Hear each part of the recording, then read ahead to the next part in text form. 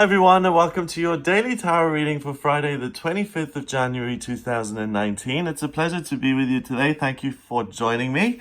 I'm using the Universal Tarot, which is another take on the original Rider-Waite deck. They've updated the images a bit. If you're a beginner and you're thinking of buying a deck, I would recommend the Radiant Rider-Waite deck, which is very similar to this, but they've updated the colors. It's really pretty and the images are really clear and easy to read. Now I'm going to shuffle the cards a couple of times. While I'm doing that, I'm going to ask the tarot, what is the energy of Friday the 25th all about? And the cards are going to give me a very detailed answer, and the answer applies to everyone who's watching, to all signs of the zodiac, wherever you are located. So please share this video with your friends and family and hit the subscribe button if you haven't already. And let's see what the cards have in store for you today.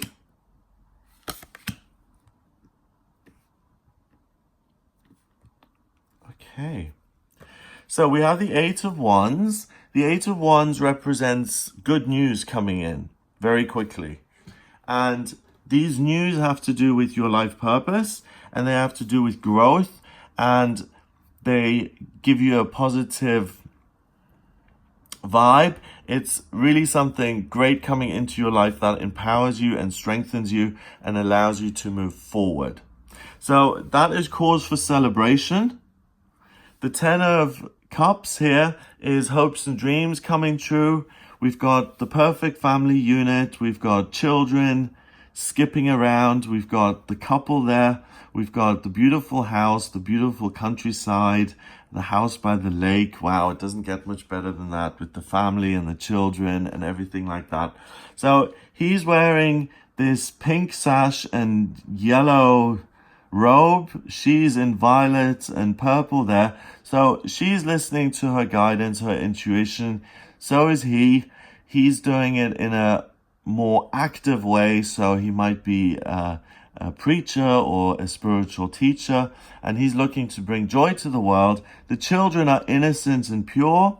Both of these people listen to their feelings, and they're trying to make the world a better place, and they're bringing peace and joy into the world, and they really don't want to harm anybody. So you've got good news coming in. So enjoy yourself. Enjoy the good news that's come in. It may also be that an obstacle that has been in your path for a while now disappears, and you're able to cross the river, and you're able to get to the security and to the community and to the place where you've wanted to get to for a while. And it's like an open door. It's an invitation. Something that's been blocking you disappears, and you gain the power to join this happy, exclusive kind of club. And it's an opportunity to fulfill your hopes and dreams, especially when it comes to what am I going to do with my life and what direction do I want my life to grow in.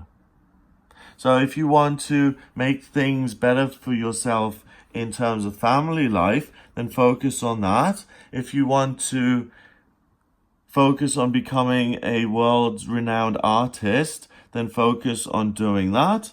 If your focus is on finding a property in this town and buying it and really making an offer that's going to be accepted, then focus on that. But the great message the cards are giving you is that whatever you focus on and whatever you use your power to make a reality, it's going to happen quickly. The powers that be are on your side. It's going to happen without too many problems. The obstacles are moved out of your way, and you easily end up in your happy place today. Finally, we have the Four of Pentacles, and the Four of Pentacles is a man who is really miserly, and he's hanging on to everything that he's got. The ironic thing is that he's sitting on this bag here, so it looks like he's been thrown out. The community is in the background. He is no longer with the wife and the kids. He's by himself. He's dressed in red and blue. So blue is intuition, but it can also be fear. And red can be real passion, but it can also be anger. And the Four of Pentacles is a man who becomes obsessed with losing his money and losing what he's got. And that is often a self-fulfilling prophecy. So if you do really well and you create this wonderful situation, but then on your way back to the house, you see a homeless person sitting there, or two people asking for money. And you've got a choice then. You can either say, absolutely not, go get a job, and you move into the house. And there's a little bit then of resentment between the two of you. She starts to think of you as a miser or not very generous, or the other way around. The kids are like, why were you so mean to those two people? Are we something special? Are we in a different social class? Are we apart from other people in the community? You can see where I'm going with this. It starts to put walls up and barriers up between you and others. And the thing I've noticed in my life is that where people are funniest and weirdest are when it comes to money.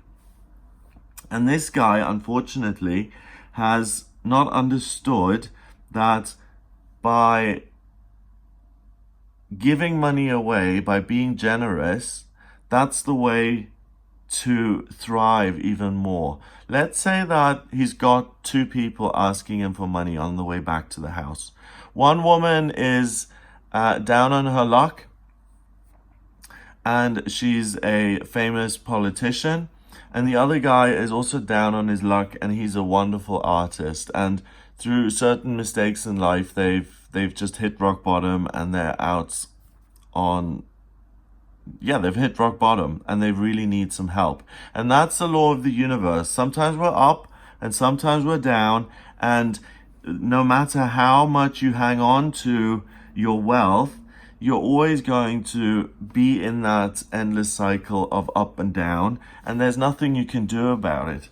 So instead of being miserly and saying, I have worked very hard for this money, and I am going to keep it, when you walk back to the house and those two people are sitting there, you give them a bit of money because you're in a really good position. All of your dreams have come true. You've got a family, you've got a wonderful husband and wife. Some obstacles have just been removed for you. So instead of being grumpy and miserly, a way of showing gratitude and being humble is saying, wow, I've got so many good things in my life. I'm going to give this pentacle to the politician and this pentacle to the artist who's down on his luck. I still have enough money to pay for my needs. His feet are on these. So my housing, my shelter, my water, enough money for the kids and the family. I've still got what I need, but I'm going to give this to other people. And then let's say the politician, she uses that money to get back on her feet, and she really contributes something wonderful to the society they live in. And she always remembers this man for giving her this money. And the artist also gets back on his feet, and he starts to create the most wonderful paintings. Let's say it's Donatello, and he creates David, and he becomes world-renowned and famous. And they both remember this man, and they go back to his house afterwards, and they say, thank you so much. I've never forgotten you. If you hadn't been generous that day, I would have never been able to implement this new system of welfare that we've now got and that we're all benefiting from. And now that you're ill, you particularly benefit from it. And Donatello comes back and says, you know what, if it weren't for you, I would have never been able to create these wonderful statues here. And let's say this is Florence, and the city wouldn't be world famous, and we wouldn't have all these tourists coming here, and we wouldn't have all this wealth. So thank you so much. Also, by not being miserly, and that simple moment of walking back to the house and saying, there you go, here's some money, I hope things get better for you, I hope you get back on track. There's no resentment or no weird looks between the members of this family. Because the natural law is that if you're happy and if you've got a lot, and you see people who are unhappy and in pain, the natural law dictates to some level that you help those people who are in pain. You don't turn your face away and just say, come on kids, let's run into the house quickly and get away from these horrible poor people. If you have more than enough, you give them something. And that way, your husband will respect you for caring about people who are less fortunate. Your wife will respect you for caring about people who are less fortunate. The kids will feel like it's the right thing to do, to have some sort of conscience that we are all one, and that when people are down on their luck, you don't look down on them and are afraid of them or become snooty. You help them, and that's a way to retain your purity and innocence. And then you also realize that when you go about life and you've helped people in the past and you're down on your luck, people will help you in return. And you will never be told to pack up your things and to leave the city because you have been so miserly and you've ripped everyone off and people don't like you anymore, and they say, well, go your own way and be happy with your money, but certainly we don't want you here anymore. Then the jadedness and the bitterness sets in. It's like the Dickens Christmas story, isn't it? So instead of being insular, instead of isolating yourself today, instead of being miserly and only thinking about your own needs, celebrate the fact that your life is getting better, that a doorway is opened up for you that makes you really happy. And because of that happiness, give something back. So if you're in a great place today, if you get a new job or you find a new partner or someone says something to you that is something you've wanted to hear your whole life, you're so beautiful, for instance, then give something back. Make it as a deliberate gesture.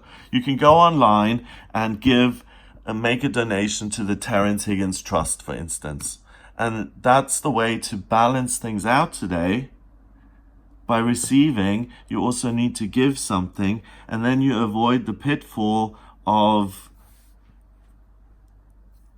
it's like everything is being sucked into this and it completely isolates you, and you don't want to be isolated. You want to open your arms and celebrate, and you can only do that when you forget about what you're holding on to and you don't care about the stuff so much.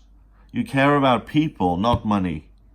So that's your focus today, okay? People, joy, happiness, gratitude, not money, not maintaining what you've got, but growing and enjoying what you have and being in the present moment. 8 and 10 is 18, and 4 is 22. 22 is the master number of the builder. And you can build this amazing family unit that's going to last 20, 30, 40, 50 years by adapting and by including that spiritual law of the universe into your life. If you're abundant, you don't become a miser, you don't keep it all to yourself. You give some of your wealth away so that you get more wealth. When Donatello comes back to your house and says, I never forgot that money that got me back on my feet, thank you so much, you are always welcome at my place to look at the art, to look at my new work. That's a way of making yourself even richer. And the politician you helped, she's always going to be open to you, and she's always going to say, what ideas have you got? And let's discuss and let's talk about how we can make the city of Florence an even greater place. So you'll always have a connection to someone in power. So this is a reading that's about a law, a spiritual law of the universe that always applies. And today you are gifted with something wonderful, and it's your opportunity to learn that law, to learn the lesson, and to start doing it. It's like tithing that they used to do in religion. They used to tithe. So 10% of all my income used to go to the church, something that nourishes me spiritually. And that works. It really does. If you read the Abundance book by John Randolph Price, if you give 10% of what you make to the organization or the place or the person that feeds your soul, you will get that 10% back more. You'll get it back 1,000 times, because that's one of the laws of the universe. The more you give, the more you get back. Have a fabulous day. Enjoy building this wonderful structure for the rest of your life. It's an important day. If you would like a private reading with me, please get in touch via my website. It's gregoryscott.com. Click on the readings tab to audio reading. In my readings, I use tarot, astrology, and numerology. So if you're interested in that, then book a reading with me on the website. Have a wonderful day. Please remember to share this video and to hit the subscribe button, and I'll speak to you tomorrow.